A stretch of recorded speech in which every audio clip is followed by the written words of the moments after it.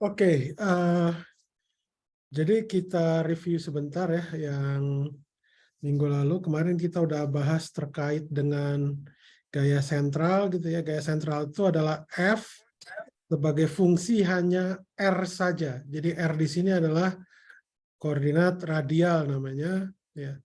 Jadi dengan koordinat radial ini yang bentuknya F itu seperti ini, ya itu didapatkan bahwa momentum sudutnya itu konstan ya. Jadi kalau konstan itu artinya dia tidak bergantung waktu dan tidak berubah arah ya. Jadi artinya arahnya itu tetap. Jadi kalau arahnya itu tetap itu menunjukkan bahwa gaya sentral ini itu terkait dengan gerak pada bidang. Jadi awalnya kita tinjau 3 dimensi itu bisa kita reduksi menjadi kasus 2 dimensi gitu ya. Gerak dalam 2 dimensi dalam bidang, oke? Jadi kalau kita menggunakan koordinat polar ya, koordinat polar itu yang r theta yang kemarin kita udah bahas ya. Jadi ini ada bagian komponen radialnya yang pertama, yang ini. Kemudian yang sisanya itu adalah bagian tangensialnya gitu ya. Jadi kalau untuk vektor dikatakan sama, itu artinya tiap komponen itu sama. Jadi yang radial disamakan dengan yang radial, yang tangensial yang disamakan dengan tangensial. Tapi dalam hal ini yang tangensial itu adalah 0 ya. Sehingga nanti bisa saya simpulkan bahwa untuk yang tangensial itu bisa saya tunjukkan bahwa ini terkait dengan besarnya L atau momentum sudut yang konstan gitu ya. Nah, kalau yang 7.38 itu nanti terkait dengan yang namanya karena gaya sentral ini adalah gaya konservatif gitu ya. Sehingga energi mekaniknya itu konstan. Oke. Jadi energi mekanik itu adalah E sama dengan K plus V fungsi R gitu ya. Ini konstan ya, kalau kita uraikan ya VR itu adalah ya sembarang ininya. Nah, MV kuadrat dalam koordinat polar ya itu bisa kita uraikan seperti ini gitu ya. Jadi ini berasal dari yang radialnya, komponennya ini yang tangensialnya gitu. Ya. Oke, nah berikutnya. Nah, jadi kalau kita uraikan di sini, jadi kita dengan menggunakan hubungan theta dot itu sama dengan L per mu R kuadrat ya. Jadi yang suku yang ini itu akan bisa saya reduksi dengan menggunakan ini. Jadi seperti ini gitu ya. Jadi bisa dikatakan ini adalah merupakan faktor sentripetal namanya. Faktor sentripetal. Jadi nanti dua suku ini itu yang nanti kita sebut namanya potensial efektif gitu ya. Kira-kira gitu. Kemudian dari dari yang 740 ini itu nanti sebenarnya bisa kita simpulkan bahwa kalau perubahan area per waktu itu sama dengan setengah R kuadrat theta dot. Jadi theta dot itu kalau saya rubah menjadi ini yang hubungan ini ya. Jadi maka ini saya akan dapatkan bahwa dA per dt itu sama dengan L per 2 mu. Karena L itu konstan, maka bisa saya simpulkan dA per dt itu sama dengan konstan. Nah, itu artinya apa? Bahwa area yang didapat dengan interval waktu yang sama, itu artinya besarnya sama. Gitu ya. Luas areanya sama. Gitu. Jadi kalau untuk satu periode, itu kita dapatkan bahwa A itu sama dengan L per 2 mu kali T besar. Ya. Sehingga didapatkan ini. Ya, jadi kalau kemarin kita juga udah bahas bahwa kalau A1 sama dengan A3 itu artinya bahwa interval waktu yang delta T1 itu sama dengan delta T2 sama dengan delta T3. Oke. Nah, kemudian kita tinjau lagi yang 740 tadi ya dengan 7.43 gitu ya. Jadi sebenarnya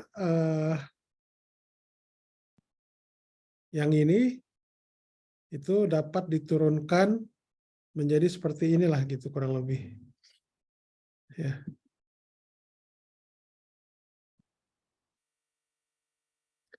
Nah, nanti istilahnya apa namanya suku yang kedua ini, ya itu nanti bisa saya rubah menjadi seperti ini, ya, yang suku ini. Nah, ini yang bisa dikatakan ini adalah faktor gaya, istilahnya faktor ya gaya sentrifugal namanya. Ya. Kemudian kalau secara keseluruhan, ya ini kita nyebutnya adalah F efektif gitu ya. Jadi ada faktor koreksi dari sentrifugal, dari gaya sentrifugal.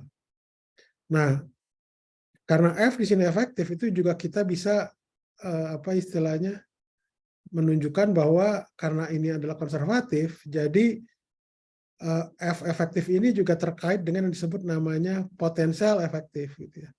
Potensial efektif itu apa? Jadi integral dari F efektif DR. Oke. Ya ini kita ambil apa istilahnya mutlaknya gitu ya, tanda positifnya. Jadi didapatkan seperti ini. Ya. Jadi V efektif itu adalah sama dengan PR ditambah L kuadrat per 2M R kuadrat. Di mana suku kedua ini itu terkait dengan koreksi dari gaya sentrifugal gitu ya, yang ini. Ini terkait dengan potensial sentrifugal. Oke, sampai sini udah pertanyaan nggak? Kalau tidak ada, saya lanjutkan. Sana bisa interupsi saya ya. Kemudian apa namanya dari ini dari sini dari 74.3 ini itu bisa saya integrasikan seperti ini. Jadi nanti bisa saya dapatkan bahwa T di sini itu sama dengan integral dari DR per akar dari 2 per M, E kurangi VR dikurangi L kuadrat per 2M kuadrat, per 2M R kuadrat. Gitu ya. Jadi kita dengan istilahnya merubah theta dot itu sama dengan L per MR kuadrat. Oke, ada pertanyaan nggak sampai sini? Kalau tidak ada, akan saya sebentar.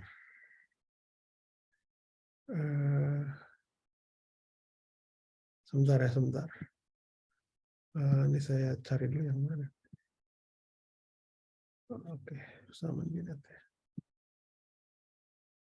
Persamaan binet. Oke, ini sudah terlihat? Sudah, Pak. Oke. Nah, ini topiknya nanti tentang persamaan binet. Jadi intinya kalau kita lihat tadi kan ya, ini adalah apa namanya komponen radial ya dari FR di sini. Sedangkan yang ini adalah faktor momentum sudut ya. Jadi di mana H kecil ini adalah L besar per 2 mu lah. L besar per mu ya, kurang lebih. Seperti ini. Jadi kita istilahnya apa istilahnya ya? Request itu apa ya? Istilahnya mengubah ya bentuk FR di sini itu menjadi persamaan binet. Nah, itu bagaimana prosesnya? Itu pertama kita definisikan ini dulu. Yang U sama dengan 1 per R ya. Jadi di mana karena R di sini adalah fungsi theta ya. Jadi saya rubahnya di dalam fungsi theta. Jadi du per d theta itu sama dengan dt per d per dt dari 1 per R ya dt per d theta. Ya, jadi ini adalah 1 per theta dot gitu ya. Ini didapatkan adalah minus R dot ya, per R kuadrat. Jadi ini R kuadrat kali theta dot itu adalah H, di mana H itu adalah L per mu ya, konstan. Ya. Kemudian turunan keduanya, ya itu Anda bisa dapatkan ya. Ini di Wikipedia ada, Anda bisa cari atau nanti bisa juga di saya share gitu ya. Di EduNext atau di Teams ya. Jadi didapatkan bahwa D kuadrat U per D theta kuadrat itu sama dengan minus R double dot per H kuadrat U kuadrat. Oke. Nah, kalau saya masukkan, ya, ini kan ada double dot, ya. Ini juga ada double dot di sini. Ini saya masukkan, gitu ya. Maka nanti akan saya dapatkan bahwa yang theta double dot itu adalah ini. Ya, sedangkan R theta dot kuadrat itu adalah plus H kuadrat kali U pangkat 3. Ya, di mana U di situ adalah 1/R. Oke. Jadi kalau yang H kuadrat per U kuadrat yang saya keluarkan, itu saya dapatkan seperti ini. Gitu. Oke. Kemudian, mana? Nah, jadi yang ini tadi, ya sebenarnya Anda bisa tuliskan di balik, gitu ya. Jadi kalau F-nya itu, ini kan F di sini adalah fungsi dari R, ya. R itu sama dengan 1/U, ya. Jadi F di 1/U itu sama dengan minus MH kuadrat U kuadrat dikali dengan D kuadrat U per D theta kuadrat ditambah U. Ya, gitu. Jadi ini ada yang disebut namanya persamaan Binet namanya. Mungkin sebentar.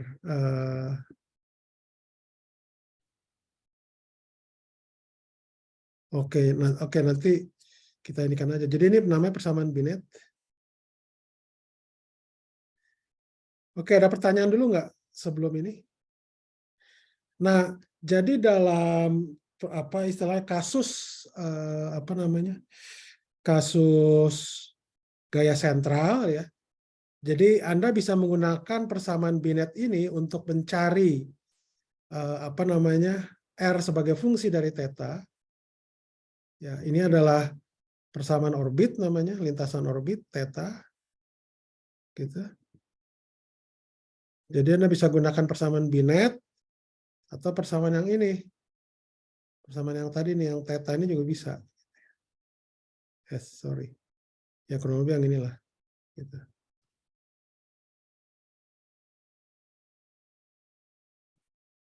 Jadi ada dua alternatif, tergantung Anda mau pakai yang mana. Biasanya yang paling mudah orang pakai persamaan Binet, ya. Karena biasanya nanti kalau kita mengintegrasikan itu biasanya agak lebih rumit lah gitu dibandingkan dengan ininya. Persamaan istilahnya kita memecahkan persamaan diferensial yang seperti ini itu lebih mudah dibanding dengan kita memecahkan integral di sini, gitu ya. Karena integral butuh banyak substitusi intinya gitu. Oke, sampai sini udah pertanyaan nggak? Pertanyaan?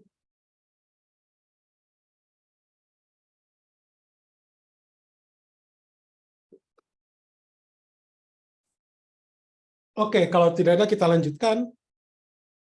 Nah, di sini kelihatannya lebih terbaca dari ininya ya. Apa namanya? Dari bukunya ya kelihatannya. Nah, sekarang misalkan saya punya ini kasus di mana F-nya itu adalah sama dengan minus K, maaf, minus K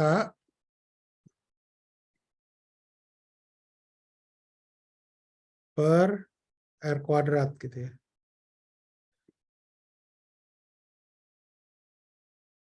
Nah, jadi kalau dia itu R kuadrat itu akan sama dengan minus KU kuadrat yang ini. Gitu.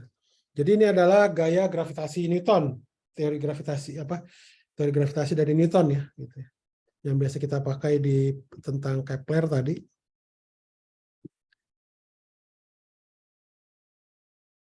Sebentar. Oke, masih record kan ya? Oke, nah, jadi kita lihat di sini ya. Jadi kalau minus-minus ini saya coret. Ini saya coret ya. U-nya juga saya coret. Ya. Kemudian MH kuadrat itu saya ini kan saya pindahkan ya ke sebelah kiri. Jadi nanti didapatkan persamaan ini nih. Yang D kuadrat U per D theta kuadrat tambah U sama dengan konstan. Ya, konstannya kebetulan adalah K per MH kuadrat, di mana K di situ adalah terkait dengan massa, ya, massa dan konstanta gravitasi universal. Nah, kalau Anda lihat di sini, persamaan ini itu tidak adalah persamaan harmonik, gitu ya, dengan omeganya 1, ya, di sini. Jadi omega itu maksudnya di sini, konstanta di sini nih, omega. Sorry. Konstanta di sini nih maksudnya omega.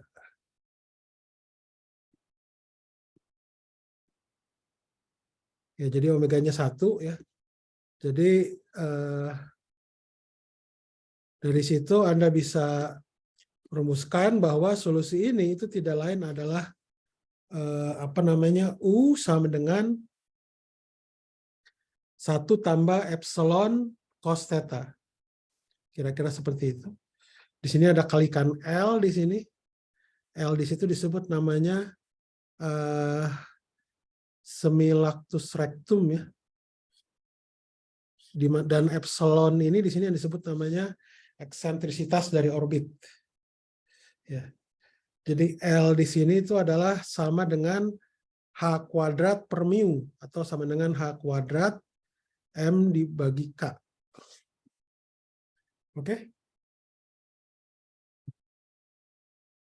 Nah, nah dari sini itu saya bisa dapatkan ini sebentar.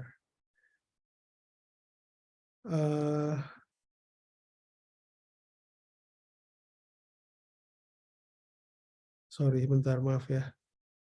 Oh, berarti cuma ini aja ya. Cuma sampai sini aja berarti untuk yang ini, untuk yang Newton. Kita nggak bahas yang relativistik. Kalau gitu nanti kita kembali ke buku aja. Ada pertanyaan nggak? Pertanyaan? Nah, ini intinya yang ini itu adalah persamaan Binet namanya, yang ini nih.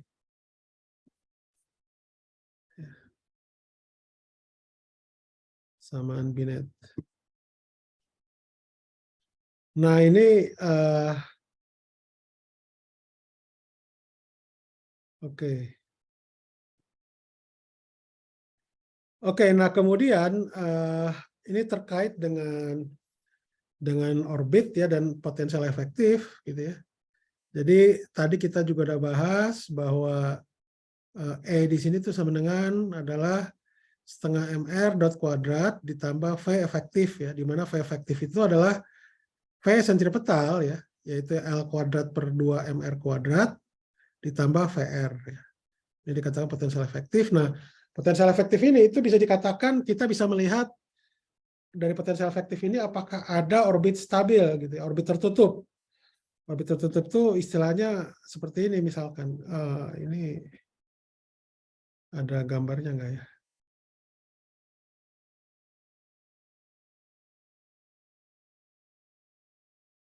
Oh, oke, yang paling yang kita pakai yang ini aja kalau gitu. Jadi misalkan seperti ini potensial efektif untuk apa namanya? Untuk yang ini sebentar. Untuk yang setengah KR kuadrat, sebentar, saya pengen cari yang apa namanya, yang minus 1 per K, ya. Sebentar, gambarnya ini di sini gambarnya agak terputus, ya. Kurang bagus.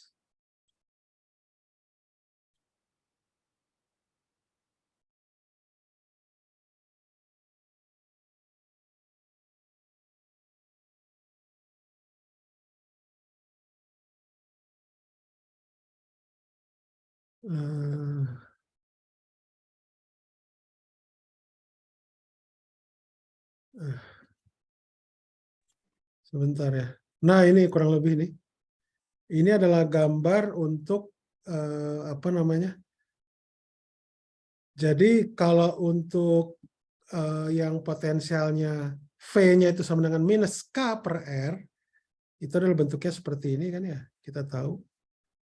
Ini yang potensialnya yang sebanding dengan minus 1/R.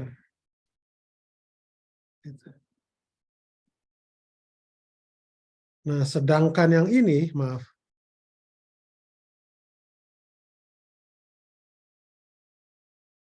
Nah, sedangkan yang ini, yang hitam ini, yang ditunjukkan ini adalah potensial efektif, gitu ya. Jadi ada tambahan apa yang tambah faktor ini yang L kuadrat per 2MR kuadrat ya. Jadi ada tambahan ini. Ya, jadi ini ada potensial efektif. Nah, ini Anda lihat di sini, ini adalah istilahnya letak potensial yang minimum. Jadi potensial minimum itu adalah ketika Anda lihat di sini radiusnya itu adalah konstan ya. Berarti di sini pada titik minimum di sini itu adalah orbitalnya berbentuk lingkaran gitu ya. Yang di minimumnya. Oke. Sedangkan yang di atas minimum misalkan yang S1 di sini ini adalah orbit-orbit yang elips gitu ya. Di mana apa namanya R2 ini itu terkait dengan orbit yang terluar, ya jari-jari orbit terluar, yang di sini adalah orbit yang dalam intinya gitu. Jadi kurang lebih seperti itu. Ya. Gambarnya ini mungkin agak terpotong-potong ya bukunya. Oke, kemudian contoh yang lain misalkan yang ini nih, potensial pegas. Ya, potensial pegas ini misalkan yang setengah KR kuadrat, gitu ya. Ini potensial efektifnya ada seperti ini. Nah, jadi kalau Anda gambarkan potensialnya itu, untuk yang efektifnya itu seperti ini. Yang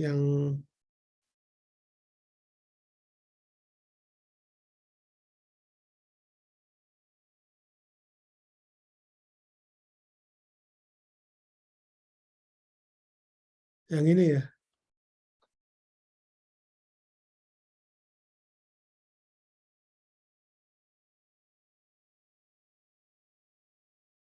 Yang ini potensial efektifnya. Yang saya garis merah ini. Dia juga ada titik minimum di sini. Ya, titik minimum itu adalah tadi orbit lintasannya itu berupa lingkaran gitu ya. Jadi lingkaran ideal gitu, radiusnya konstan. Oke. Sampai sini ada pertanyaan nggak? Pertanyaan? Tidak ada. Kalau nggak saya lanjutkan.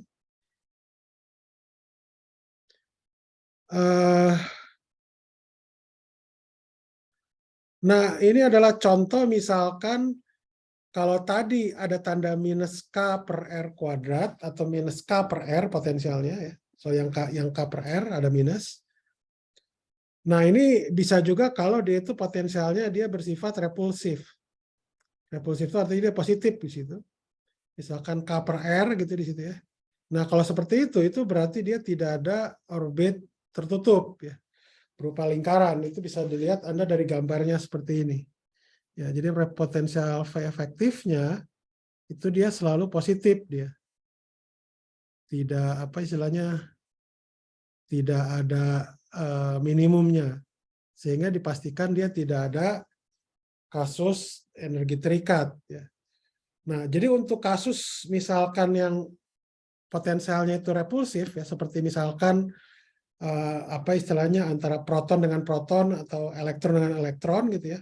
Nah, elektron dan elektron tersebut itu tidak mungkin ada ikatan misalnya gitu apa ada orbit tertutup. Jadi orbitnya itu terbuka.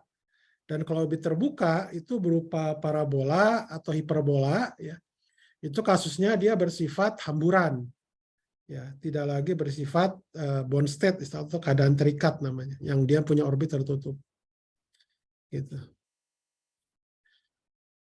Jadi untuk kasus atraktif dia memungkinkan kalau yang tadi repulsif ya, kalau untuk yang atraktif dia memungkinkan adanya orbit tertutup gitu ya.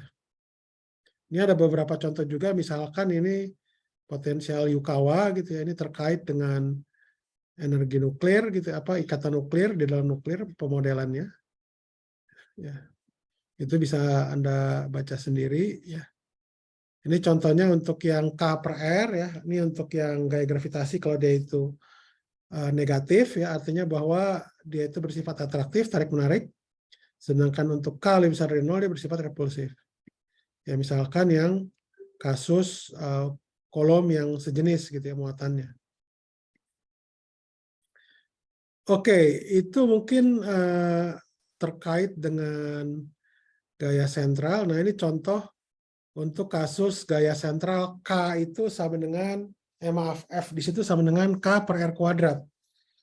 Ya, jadi kalau K itu per R kuadrat, itu jadi sama dengan KU kuadrat. Ya. Sehingga nanti persamaan binetnya jadi seperti ini. Nah ini kebetulan kasusnya itu diambil UK di sini, itu adalah sama dengan A cos theta kurang V lah.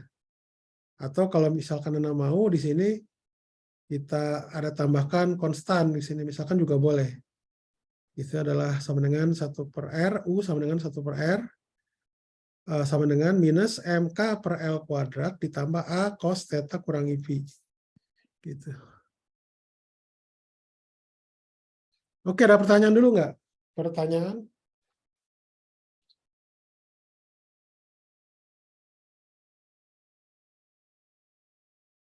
Pertanyaan?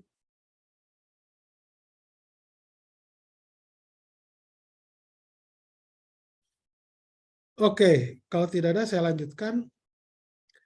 Nah, apa namanya? Jadi ingat ya, di sini untuk kasus K di sini, walaupun di sini tandanya ada minus di sini, tapi K di sini itu lebih kecil dari 0 ya. Ini itu lebih kecil dari 0, sehingga untuk yang ini sukunya itu pasti positif ya. Ini juga sama, ini pasti positif suku pertamanya karena K-nya lebih kecil dari 0. Jadi solusi ini itu didapatkan itu ketika apa namanya K-nya itu negatif ya. K-nya itu negatif. Oke, ada pertanyaan nggak? Pertanyaan?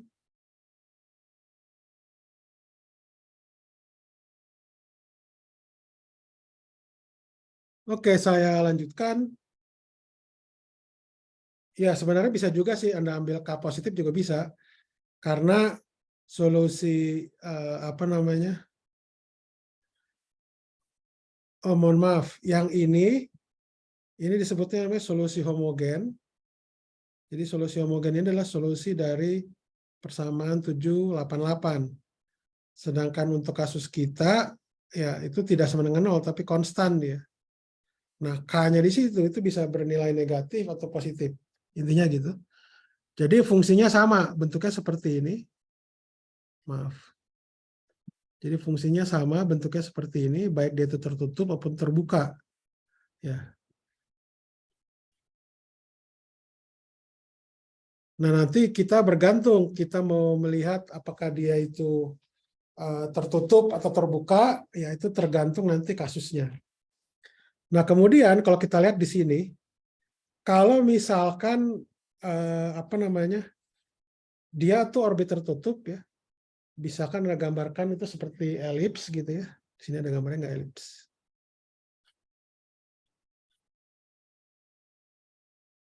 Ini kurang ini. Nah, ini elips di sini. Jadi kalau misalkan Anda bayangkan ini adalah matahari, sistem matahari, ini bulan apa bumi gitu ya, atau bumi bulan ya, bumi matahari lah ya, gitu. Jadi yang di sini itu adalah yang terluar, orbit terluar, jari-jari terluar ini jari-jari yang terdekat atau yang terdalam lah gitu. Seperti itu. Nah, titik-titik di sini, ntar saya clear dulu. Jadi titik-titik di ujung ini, di sini ya, ataupun di sini, itu yang disebut namanya turning point. Jadi artinya turning point itu radiusnya tidak nambah lagi, tapi dia balik lagi gitu ya. Nah, ini artinya apa? Kalau seperti ini, itu berarti R dot-nya itu sama dengan 0. Gitu. R dot-nya sama dengan 0 ya. Sehingga apa namanya? Jadi misalkan di sini yang paling mudah. Jadi kalau theta kurangi V itu adalah 0, sedang yang ini, yang apa? Yang ini adalah theta kurang V sama dengan 0. Sedangkan yang ini adalah theta kurangi V itu sama dengan Pi di sana. Jadi cos Pi kan sama dengan min 1. Gitu ya. Jadi di sini bukannya kuadrat di sini, tapi ini adalah R2 ya. Harusnya indeksnya di bawah. Ini banyak kesalahan, nanti mungkin perlu diganti ininya. Oke. Nah, nanti bisa kita dapatkan ternyata untuk A di sini, yaitu bisa saya dapatkan adalah seperti ini bentuknya. Ya, baik dari ini. Jadi untuk turning point itu adalah di mana V efektif itu sama dengan E-nya, karena R dot-nya sama dengan 0. Ya, jadi suku untuk turning point itu intinya bahwa di mana tadi? Energinya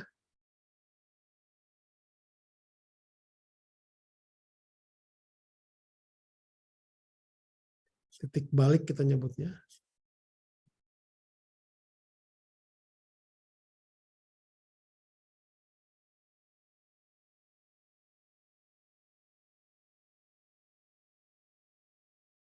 Nah, ini sama dengan 0 yang ini. Jadi ininya sama dengan 0, sehingga E sama dengan fungsi efektif. E sama dengan potensial efektif. Seperti itu. Nah, jadi kalau seperti itu bisa saya dapatkan ya untuk turning point itu.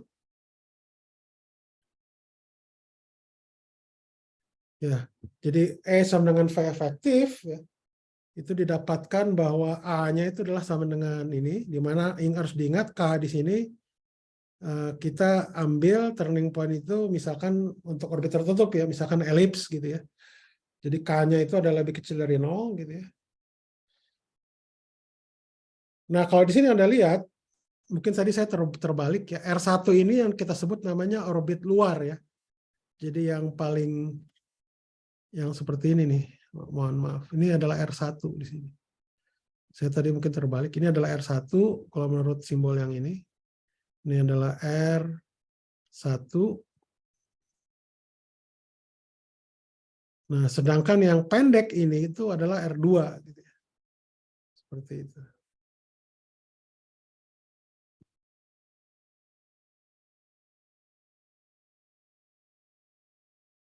Oke, sampai sini dulu ada pertanyaan nggak? Ada pertanyaan?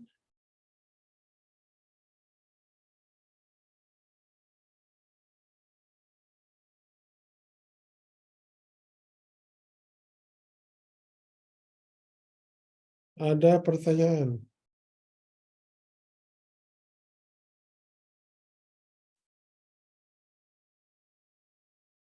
Sebentar ya, sambil nunggu pertanyaan dari Anda.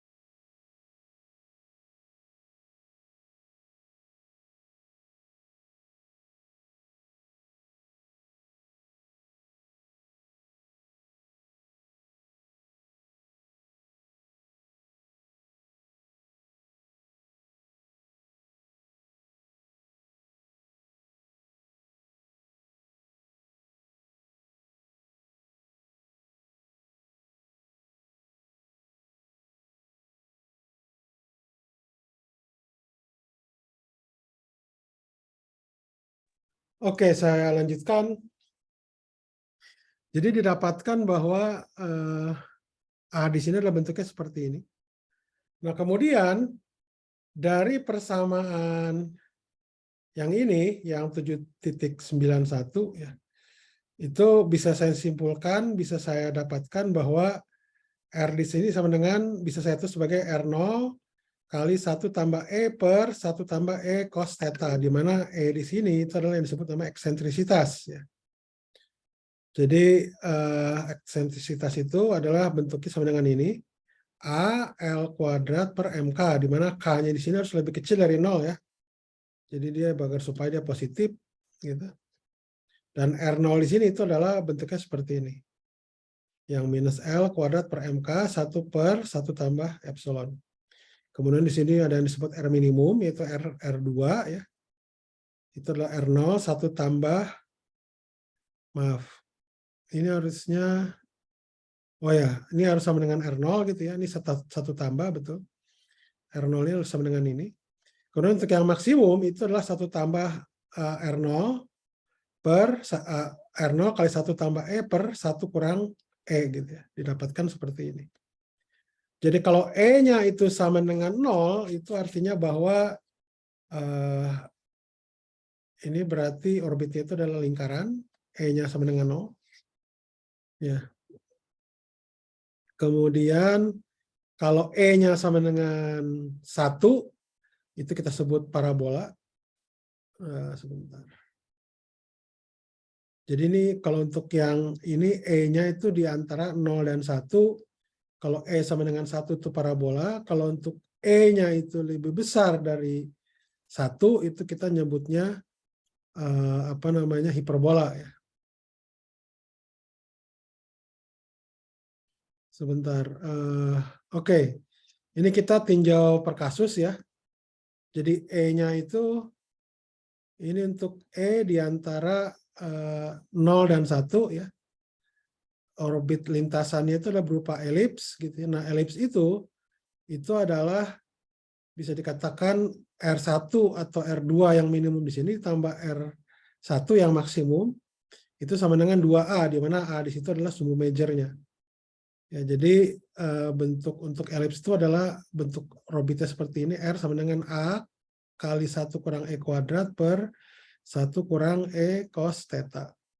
Gitu, di mana R0 itu adalah A kali 1 kurang E.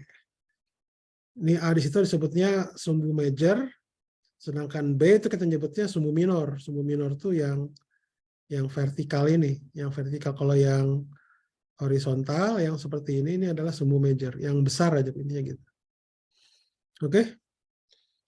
Nah, itu untuk elips ya. Jadi elips itu adalah E-nya itu di antara 0 dan 1. Oke.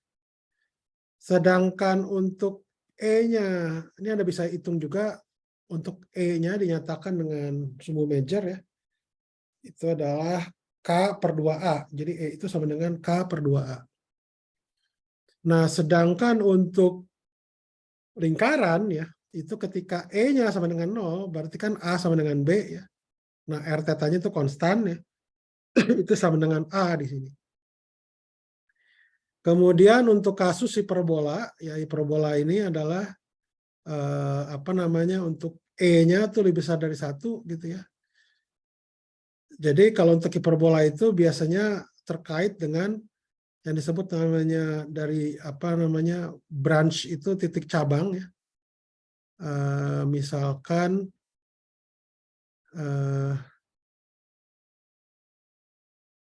dari sini, mohon maaf.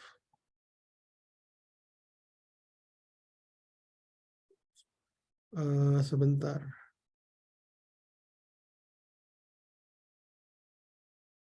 Oh ya, F di sini kita nyebutnya, saya lupa. F di sini itu adalah titik fokus ya.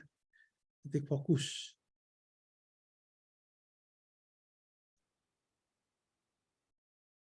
Oke, untuk E lebih besar dari 1, yaitu kita dapatkan seperti ini. Ya, ini apa namanya, ini gambarnya agak kurang jelas ya. Oke lah, ini mungkin nanti kita bahas lagi lah bentar. Jadi ini sebentar aja. Jadi kalau untuk yang hiperbola, ya R-nya itu bentuknya seperti ini. R-nya itu sama dengan A kali E kuadrat kurangi 1 per plus minus 1 kurang E cos theta. Nah, terakhir untuk yang parabola itu adalah untuk yang E sama dengan 1 gitu ya. Untuk E sama dengan 1. Jadi Anda bisa lihat di buku Ariel ya, kurang lebih. Seperti itu. Nah, jadi dari ini di atas itu kita juga udah bahas ya bahwa apa namanya hukum 1 Kepler ya. Jadi bahwa hukum Kepler ini itu dia didapat dari hasil pengamatan oleh Kepler ya, Johannes Kepler ya. Jadi ternyata hukum Kepler ini di sini dia bisa bisa diturunkan melalui hukum Newton ya tentang gerak dengan menggunakan asumsi gaya sentral gitu ya. Jadi kita udah bahas bahwa kalau orbit planet yaitu secara umum itu adalah elips bentuknya. Kemudian ada hukum tentang luas ya, bahwa luas itu kalau interval waktunya sama, luasnya sama. Kemudian itu terkait dengan periode ya. Periode itu dia terkait dengan ini apa namanya? Ini adalah hukum yang kedua ya, yang kedua gitu ya.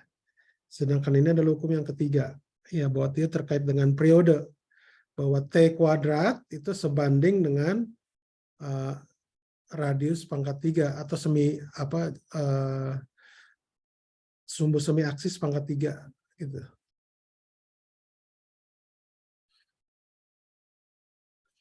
Oke, ini sebenarnya di 7.117 ini ditentukan itu dari 7.16 116 ya. Jadi ini adalah hukum kedua ya, dari A sama dengan L kali T per 2 mu ya. Ini kan tidak lain adalah pi kali A B gitu ya. Jadi kalau Anda rubah ya B-nya itu kan sama dengan akar dari B itu sama dengan A kali akar 1 kurang E kuadrat. Oke. Nah, A di sini kan sama dengan ini. Ya. Jadi nanti Anda otak-atik itu didapatkan yang 7.117. Jadi bahwa T kuadrat itu sebanding dengan A pangkat 3. Gitu. Oke, ada pertanyaan nggak? Sejauh ini ada pertanyaan? Pertanyaan? Kalau tidak ada, kita lanjutkan. Nah, ini terkait dengan perturbasi ya, perturbasi orbit. Jadi kalau secara umum misalkan kita meninjau ada gerak melingkar gitu ya, atau gerak orbit lingkaran ya. Kemudian kita perturbasi gitu ya. Perturbasi terkait dengan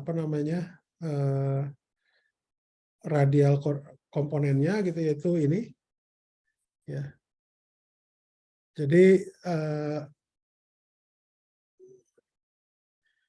Jadi intinya begini, kalau kita kan memecahkan persamaan misalkan ya untuk yang paling mudah kan untuk lingkaran karena R-nya kan konstan.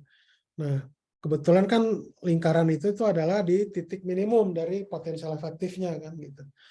Nah, sekarang kalau kita meninjau ini ya, misalkan daerah ini nih, kita meninjau daerah ini atau daerah yang kecil inilah ya di sekitar titik minimum.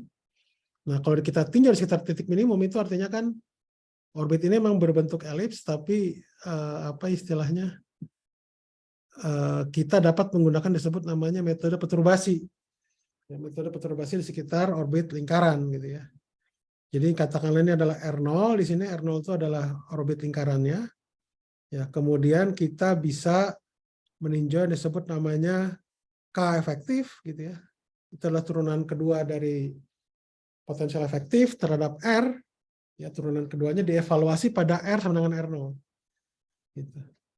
Nah, nanti didapatkan bahwa kalau kita memperturbasi misalkan ini ya yang 7.83 ini yang K per R ini, nanti didapatkan bahwa K efektifnya itu adalah sama dengan minus K per R0 pangkat 3. Tentunya K di sini harus lebih kecil dari 0 ya, agar supaya kita dapatkan itu. Oke, nah dari sini itu saya dapatkan bahwa frekuensi dari perturbasinya itu adalah omega sama dengan akar dari K efektif per mu. Ya, didapatkan seperti ini. Jadi untuk kasus perturbasi di sekitar orbit radial, orbit lingkaran gitu ya, itu didapatkan bahwa solusinya itu adalah R sama dengan, karena pada T sama dengan 0 kan R sama dengan 0, jadi ini adalah di sininya itu adalah R sama dengan R0 ditambah A sin omega R kali T ya, di sana omega R itu adalah yang ini, akar dari ini. Ini perturbasinya. Gitu. Oke, ini Anda bisa lanjutkan lagi ya, dari berbagai macam potensial didapatkan gitu ya. Ini mungkin kita lompat saja. Jadi tidak ini. Atau ada pertanyaan nggak sejauh ini? Atau kalau nggak kita masuk bab baru.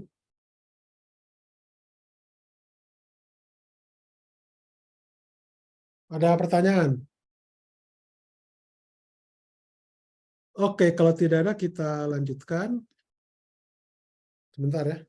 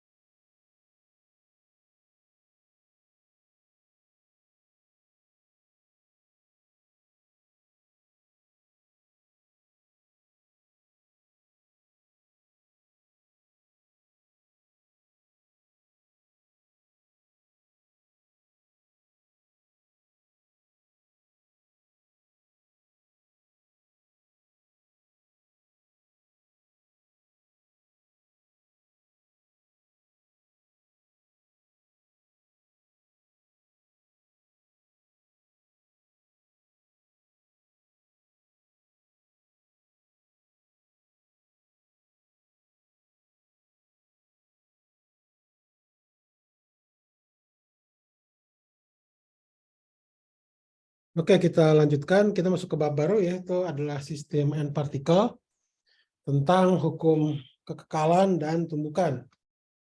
Jadi sebentar. Saya lihat itu dulu, lihat SAP dulu bentar.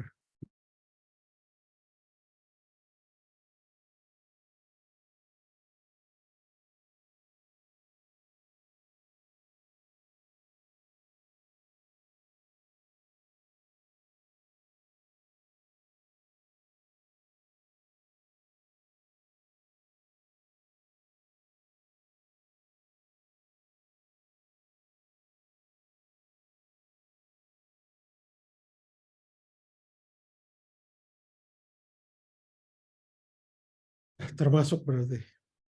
Jadi oke, kita bahas.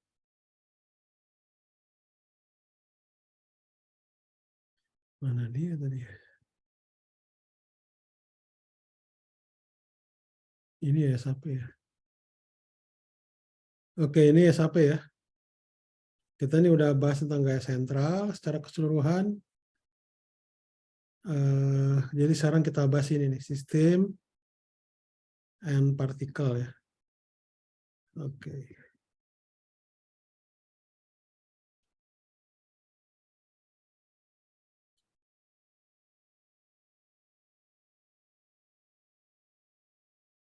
Oke, jadi kita bisa tahu bahwa untuk sistem and particle, jadi ini ada bayangkan ini titik O gitu ya, ini sumbu X, ini sumbu Y, ke sana ke atas itu ada sumbu Z. Ya, saya punya beberapa atau banyak partikel ya, maksudnya M1, M2, M3 dan seterusnya sampai Mn, N besar maksudnya. Kemudian saya bisa mendefinisikan apa yang disebut namanya titik pusat massa, yang disebut namanya R besar di sini. Ya, R besar itu didefinisikan itu adalah M1 R1. Jadi M1 R1 itu adalah R1 ini adalah lengan dari massa M1. R2 itu adalah massa dari R2 itu adalah lengan massa dari M2 ya gitu. Dan seterusnya Rn N besar itu adalah lengan dari massa Mn N besar gitu ya. Jadi apa namanya? Saya definisikan ya, jumlahan massa total dikali dengan R besar, di mana R besar ini adalah pusat massa dari sistem, ya, itu sama dengan M1 R1 ditambah M2 R2 dan seterusnya sampai Mn besar, Rn besar gitu ya. Nah, ini nanti disingkat jadi seperti ini. Gitu. Jadi ini bisa kita katakan bahwa R besar di sini itu adalah jumlahan dari M sigma K 1 sampai N besar itu MK, RK dibagi jumlahan dari MK. MK itu tidak lain adalah yang ini itu adalah tidak lain dalam massa total ya. Yang ini. Ini kan sama dengan ini. Gitu. Oke.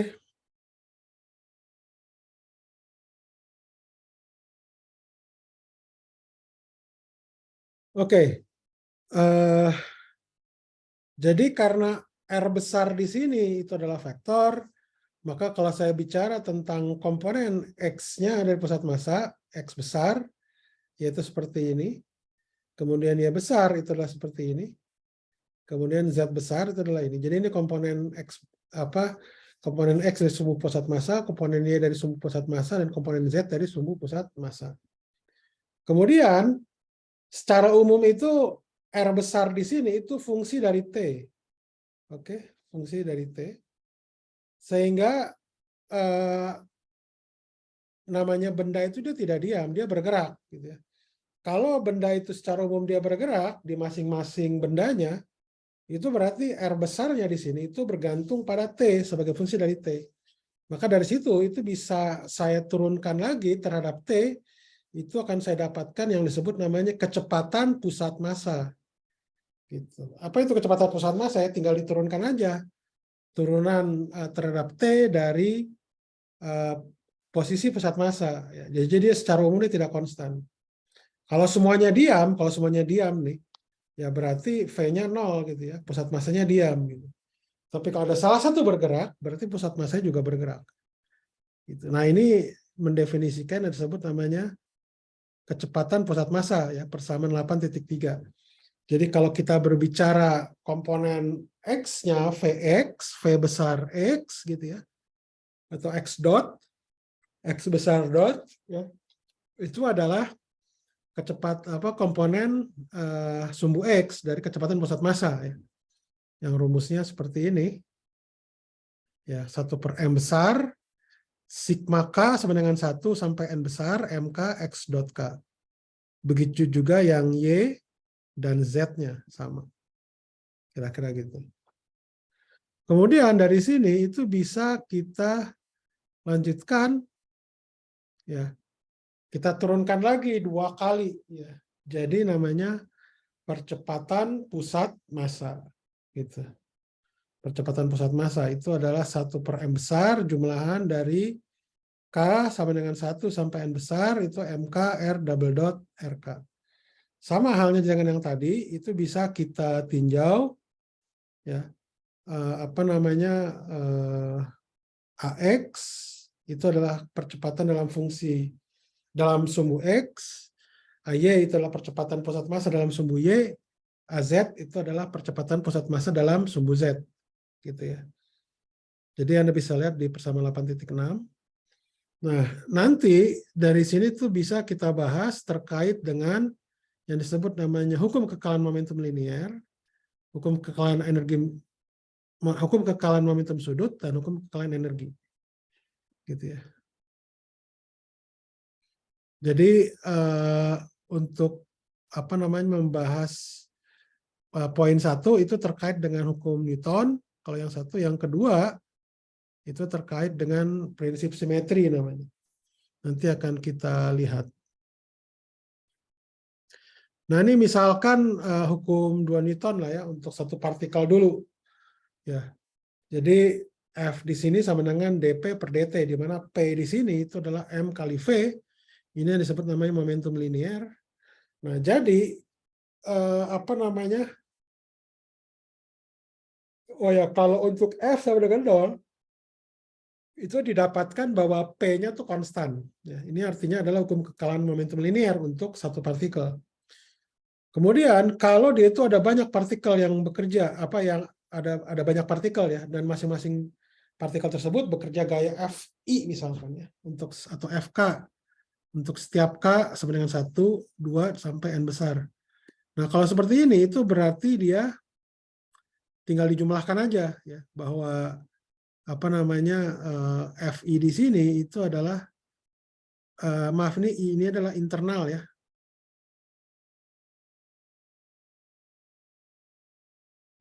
I di sini itu adalah internal, ini adalah ini internal, mohon maaf. Fi di sini adalah internal force, gaya internal.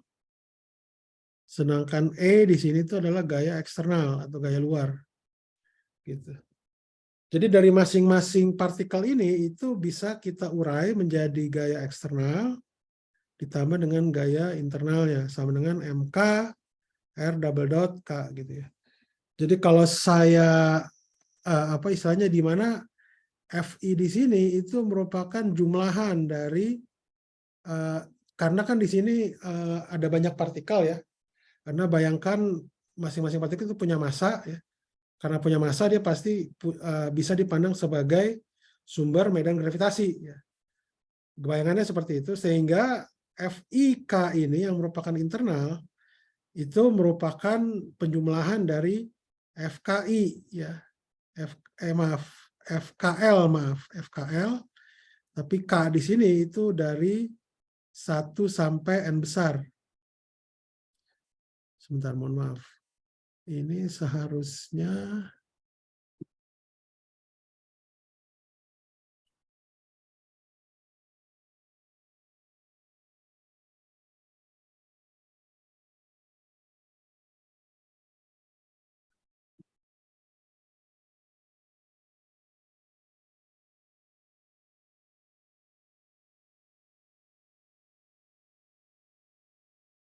sebentar.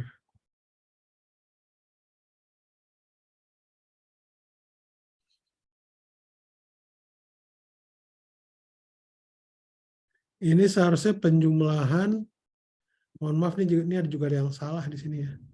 Ini harusnya penjumlahannya bukan terhadap K, tapi terhadap L. Itu dari L sama dengan 1 sampai N besar, tapi L-nya itu tidak sama dengan K. Gitu. Jadi ya karena dalam mekanika klasik itu kenapa tidak boleh sama dengan K? Karena dalam mekanika klasik itu tidak ada namanya interaksi diri. Intinya gitu. Jadi interaksi itu harus berasal dari luar.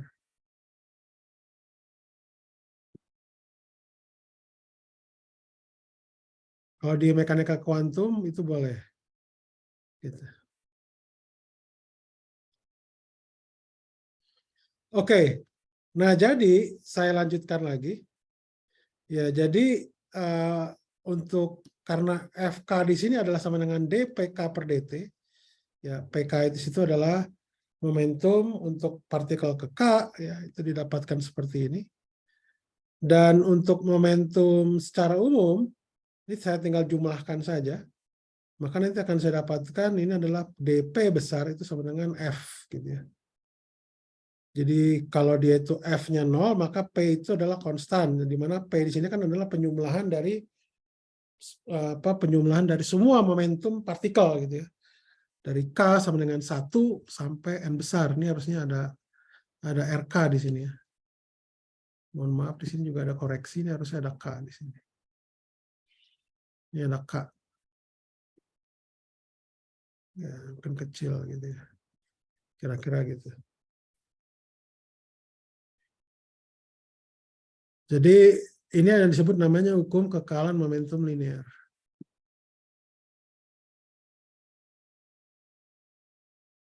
Kemudian kalau saya turunkan lagi double dot, ya itu didapatkan apa namanya F-nya di sini itu sama dengan MR besar double dot sama dengan F ya. Jadi ini F di sini itu tidak adalah gaya total yang ini. Yang ini adalah gaya total. Sedangkan yang ini adalah percepatan pusat masanya.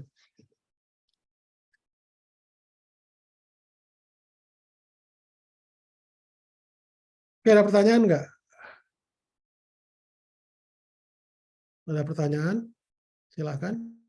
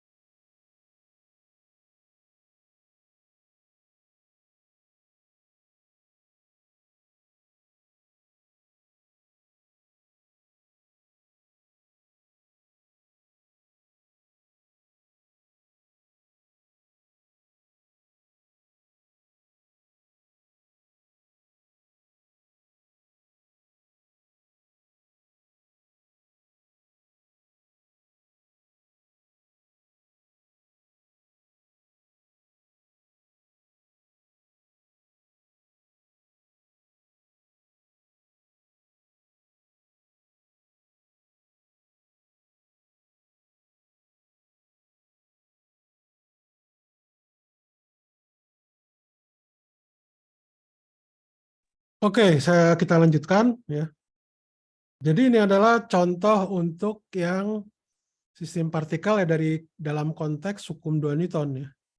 Jadi MR besar double dot sama dengan F ya, di mana F di sini itu adalah gaya total sistem.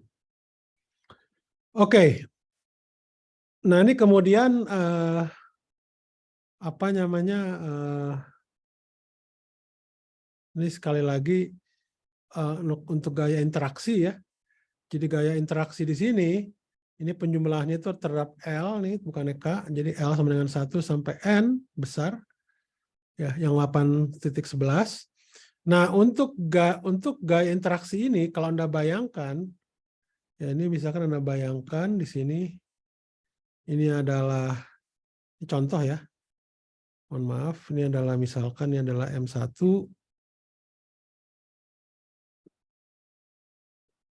Di sini adalah ada M2 gitu.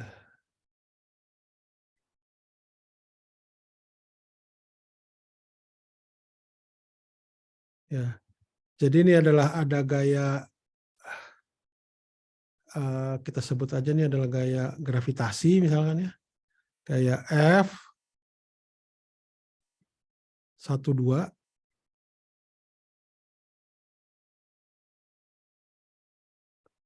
Kelihatan ya? Atau gitu deh. Aduh. Ini gaya F12. Maksudnya F12 itu adalah gaya ini bekerja pada M1 akibat benda kedua. Sedangkan yang ini adalah gaya F21. F21 gitu ya. Jadi maksudnya F21 itu, jadi ini ada bekerja pada benda kedua akibat gaya ke-1 gitu ya. Tapi Anda lihat di sini, kalau yang F12 saya ambil positif, dia ke kanan, maka kalau F21 dia negatif kan, karena dia ke kiri gitu loh. Oke? Nah ini juga berlaku, jadi untuk secara umum yang 8.22 ini, jadi bayangannya seperti itu. Jadi F12 itu sama dengan minus F21. Jadi kalau FKL untuk interaksi itu akan sama dengan minus LK gitu ya, seperti itu. Nah jadi kalau untuk menjumlahkan gaya internal, oh ya satu hal lagi juga lupa, saya kelupaan. Ini adalah contoh aksi reaksi ya yang saya gambarkan dalam bentuk kuat ya. Maksud dalam bentuk kuat itu adalah gaya aksi reaksinya F21 dengan F12 itu segaris ya, segaris. Itu bentuk kuat. Kalau bentuk umum, kalau bentuk lemah itu tidak segaris. Oke, nah emang yang paling banyak contohnya bisa kita ambil tuh biasanya yang segaris. Kalau untuk yang tidak segaris rada susah ngambil contohnya. Tapi asumsikan kita ambil yang bentuk kuat lah ya, yang segaris. Oke, jadi nanti kalau saya jumlahkan semua gaya interaksi atau internal dalam sistem partikel tersebut, itu saya jumlahkan. Ingat, ini K dijumlahkan sama dengan 1 sampai N besar ya. Tapi K di sini itu tidak boleh sama dengan L. Gitu. Oke. Nah, jadi kalau seperti itu didapatkan ya.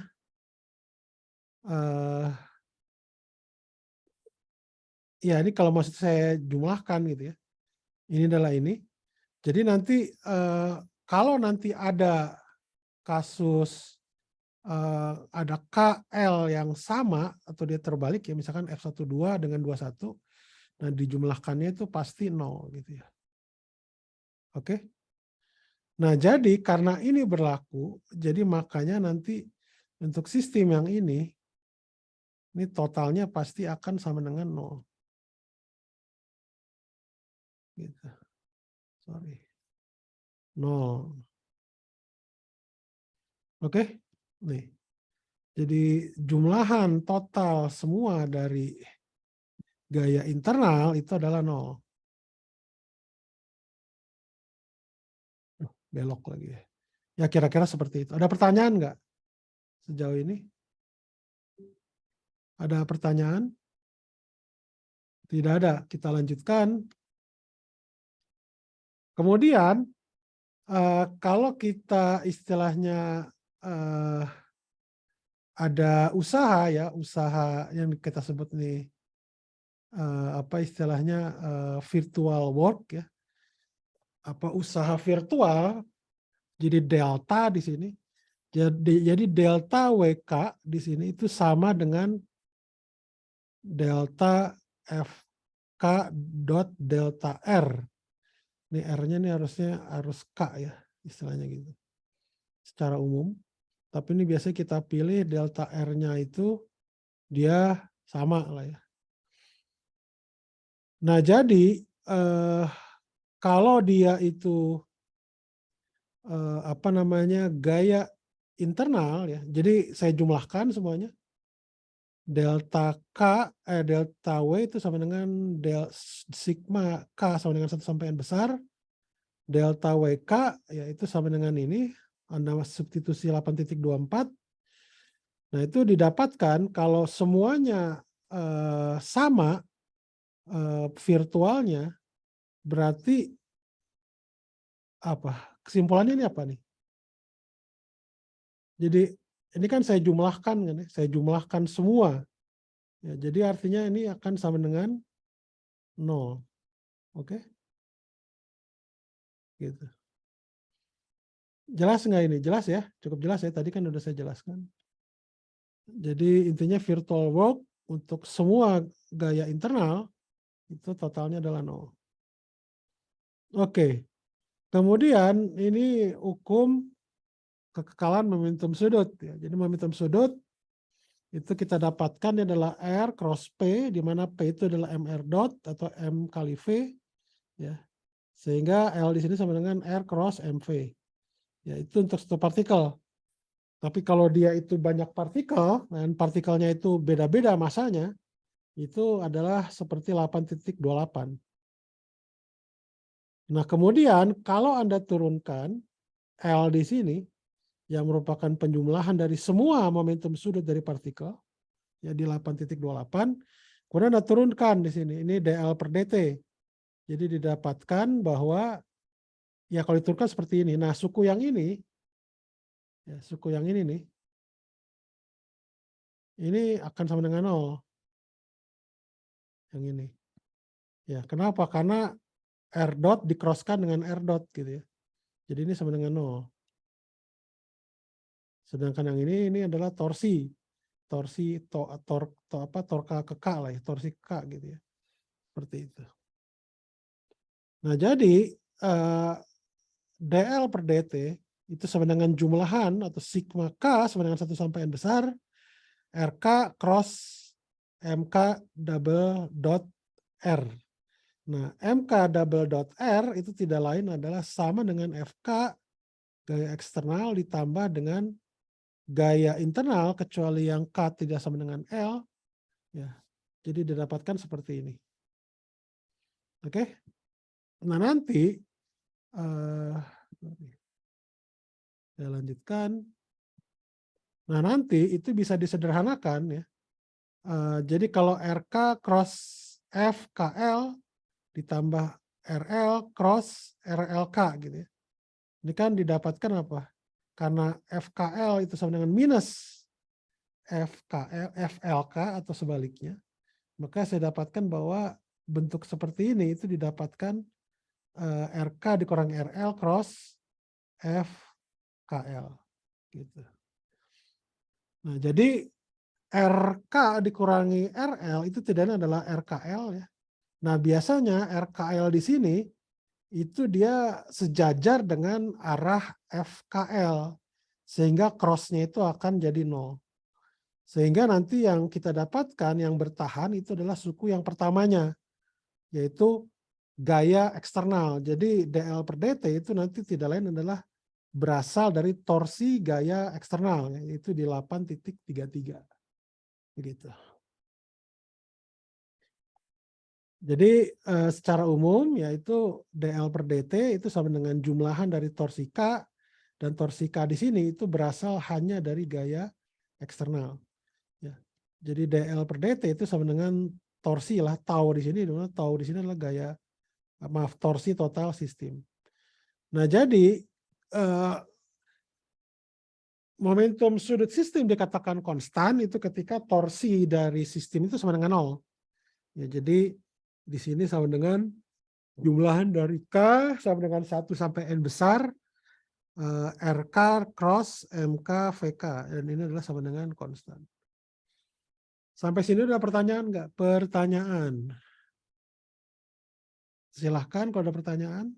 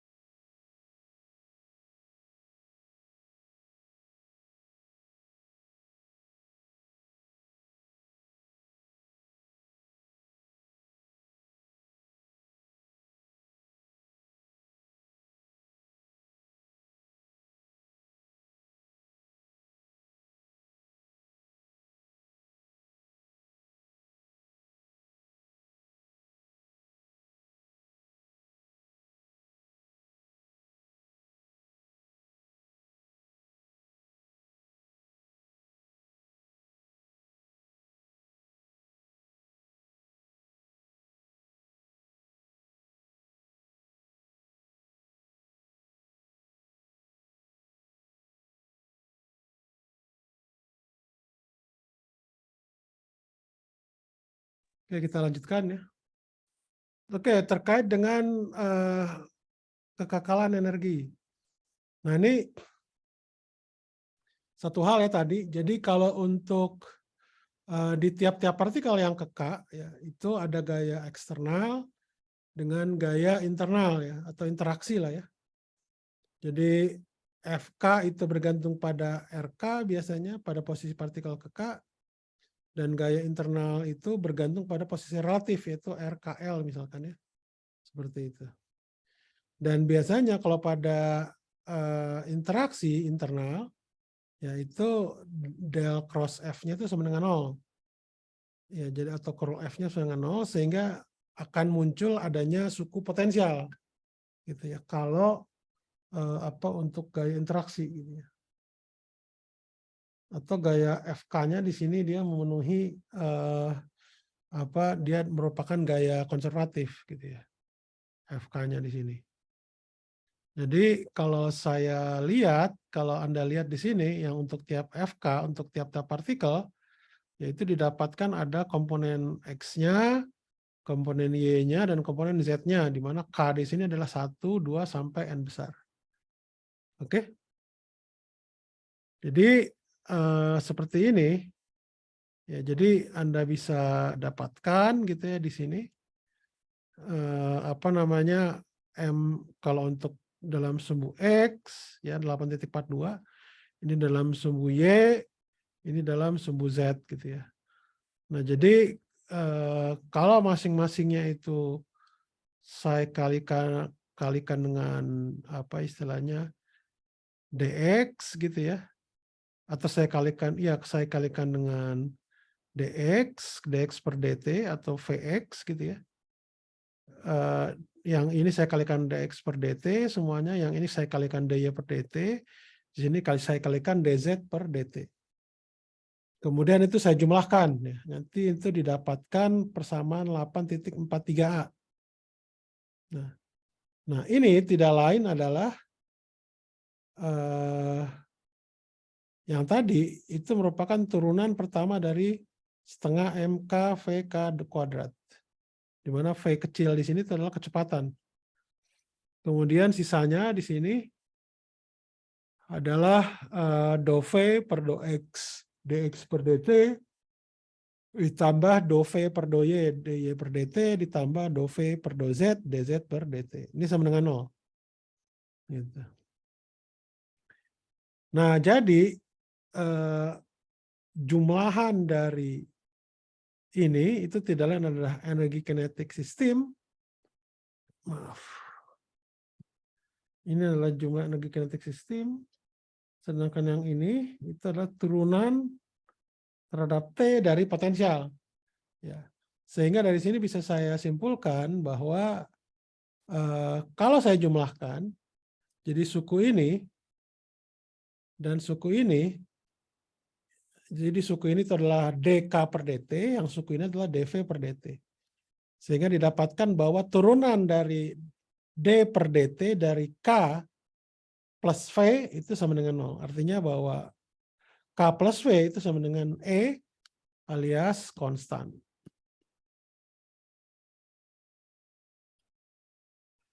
Oke? Sampai sini ada pertanyaan nggak? Nah, ini dikatakan hukum kekekalan energi mekanik. Ya, karena F-nya itu merupakan gaya konservatif. Gitu ya. Ada pertanyaan?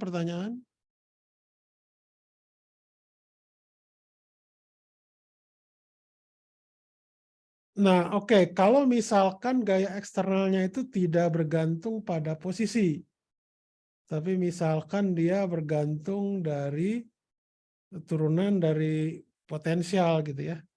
Jadi makanya didapatkan bahwa D per dt itu sama D per dt dari K plus VI ya, karena ini gaya interaksi.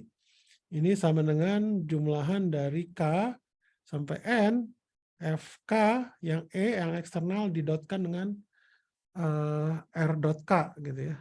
Di mana R dot K ini adalah kecepatan ya. Jadi kalau untuk yang gaya internalnya ya VIKL di sini itu adalah untuk masing-masing partikel ke K akibat partikel ke L gitu ya. RKL itu seperti ini. Jadi ini kalau saya jumlahkan VI di sini itu adalah K sama dengan 1 sampai N besar. Kemudian L sama dengan 1 sampai K min 1. Gitu ya. Ini VI, I itu fungsi internal itulah KL. Dan mana KL itu adalah fungsi dari RKL. Oke.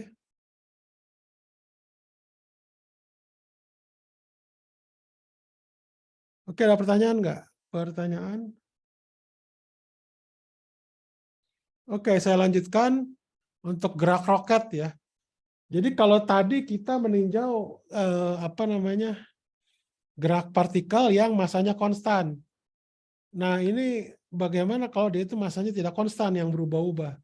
Nah, ini yang disebut namanya gerak roket ya, gerak roket. Jadi gerak roket ini adalah gerak di mana masanya berubah terhadap waktu. Jadi ya ini Anda bisa lihat di buku area ya, ini mungkin nanti perlu diganti ini kayaknya scanannya ya. Jadi P di sini, jadi roket itu biasanya misalkan momentum awalnya itu adalah P ya. Kemudian P fungsi T, kemudian dia harus mengeluarkan sebagian dari bahan bakarnya untuk menambah kecepatan. Jadi untuk P plus DT ya, itu adalah P roket plus T plus DT ditambah P bahan bakar yaitu T plus DT. Ini tidak lain adalah sama dengan M plus DM kali V plus DV yang P roketnya. DM di sini tuh lebih kecil dari 0 ya, karena namanya DM itu adalah delta M. Ya, delta M itu adalah massa akhir dikurangi massa awal. Sedangkan untuk gerak roket, massa akhirnya itu lebih kecil dari massa awal. Karena kenapa? Dia membuang bahan bakar. Kemudian di sini ditambah, ini ada minus DM, karena DM tadi kan terkait dengan perbedaan massa yang negatif ya, jadi maka di sini pakai negatif. Ini V plus U ya gitu ya. Ini adalah kecepatan bahan bakarnya. Gitu. Oke, nah sekarang berarti kalau saya saya lanjutkan. Jadi awalnya kan PT di situ adalah peroket ya, hanya ada peroket. Ya, roket itu menyebabkan ada perubahan momentum ya. Jadi PT plus DT dikurangi PT. Jadi ini Anda bisa dapatkan bahwa ini adalah sama dengan MdV dikurangi UdM. Oke. Jadi kalau saya turunkan, saya bagi DT ya, dP per dt ini tidak adalah F ya, F di sini adalah F eksternal. Ya, ini sama dengan M dV per dt dikurang U dm per dt. Jadi sehingga bisa kita dapatkan bahwa persamaan gerak roket itu adalah M dV per dt sama dengan U dm per dt tambah F, di mana F di sini adalah gaya eksternal. Jadi gaya eksternal ini misalkan banyak hal, bisa gaya gravitasi, bisa gaya gesek, atau gaya-gaya yang lain. Gitu. Sampai sini dulu pertanyaan nggak? Pertanyaan? Pertanyaan? Kalau tidak ada, saya cukupkan ya. Kalau tidak ada, sebentar, absensi. Absensi sekarang tanggal berapa? 24 ya? Iya, Pak. Tanggal 24, oke. Ada yang belum masuk ini nggak? Ada yang belum masuk di Six? Sebentar.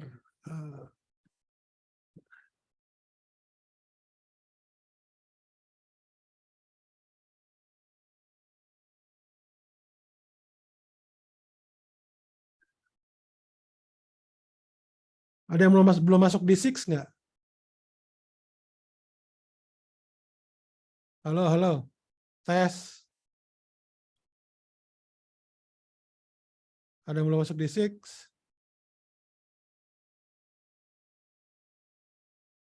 Berarti sudah semua ya? Berarti harusnya tidak masalah ya? Oke. Oke, mungkin itu aja dari saya. Insya Allah nanti rekaman kuliah ini akan saya upload ke YouTube. Terima kasih semuanya. Selamat di sana siang ya. Di sini ya masih pagi. Oke.